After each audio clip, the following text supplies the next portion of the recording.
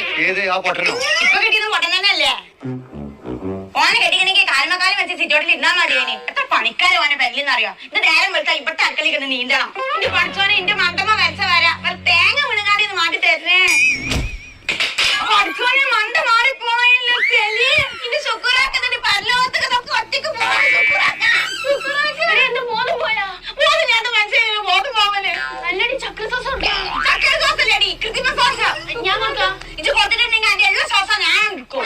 ശുക്രാക്ക മണ്ണിനടിക്ക് പോകുമ്പോൾ hospital കൊണ്ടുപോടി. Doctor ഡോക്ടറിനോട് പറഞ്ഞത് ഇത്രയും തല പൊട്ടിയിട്ട് തലയിൽ തലച്ചോറ് പോയിട്ട് തേങ്ങാച്ചോറും കൂടി ഇല്ലാന്നാണ്. എന്റെ പഠിച്ചാൽ ഇത്രയും മന്ദബുദ്ധിയാണ് എനിക്ക് തന്നതേ. എന്നാ നീ സൂചിത്തുമ്പോ കിടന്ന് ഇങ്ങനെ അറിയണതേ? അല്ല പാത്തോ, പോസ്റ്റ്മോർട്ടം കഴിഞ്ഞ ബോഡിയോ? ആടാ ഞങ്ങൾക്ക് അവർക്കുള്ള വഴിയില്ല. ഞങ്ങൾക്ക് പോവാ കമ്പനിക്ക്.